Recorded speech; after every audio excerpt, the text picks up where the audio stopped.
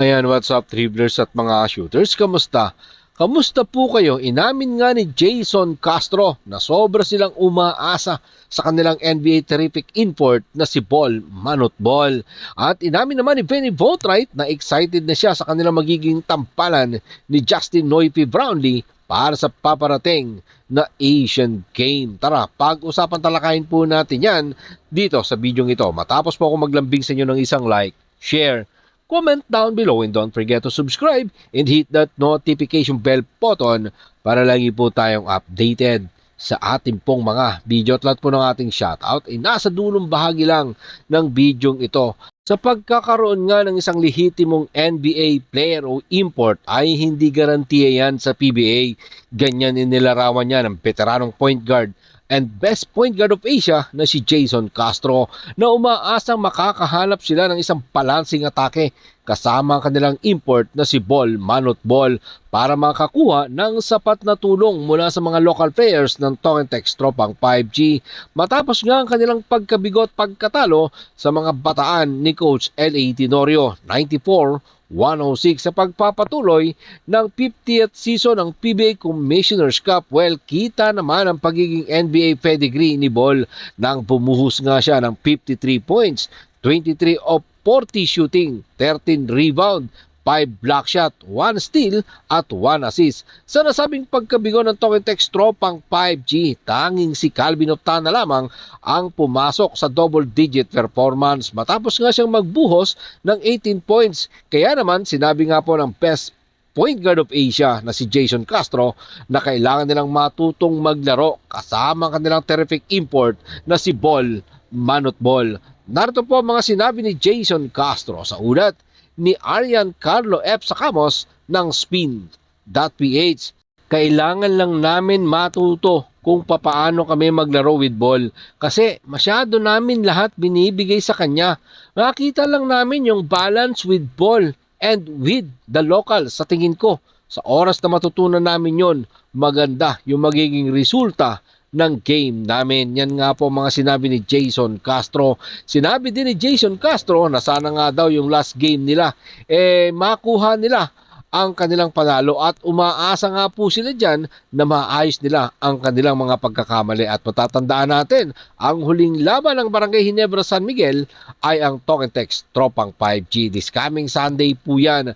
Narito pong muli ang mga sinabi ni Jason Castro. Sa ulat pa din po yan ni Arian Carlo F. Sacamos ng Spin.ph. Sana makuha namin yung game namin sa last game of elimination and ma-realize namin ang lahat ng mga mistakes namin and makapag-adjust kami. Personally, kasama ako doon.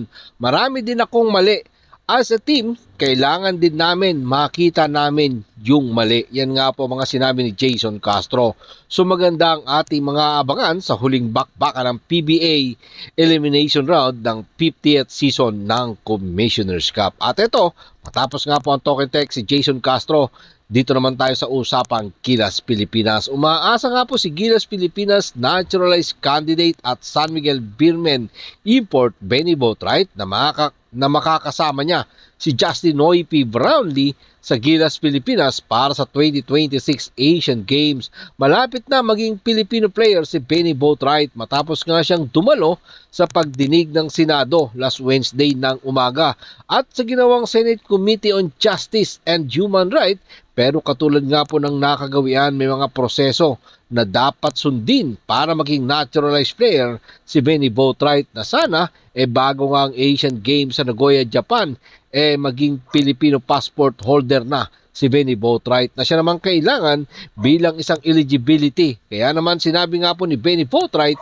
na looking forward siya this coming Asian Games na makasama ang isa sa mga best import dito sa PBA, si Justin Noipy Brownlee.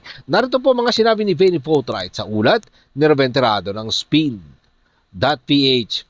For sure, I'm definitely looking forward to that Asian Games. Nabalitaan ko na maaari kang magkaroon ng dalawang import, kaya ako at si Justin ay pwedeng maglaro ng magkasama at yan ay kapanapanabik. Gagawin ko ang best ko para makatulong manalong muli ng championship.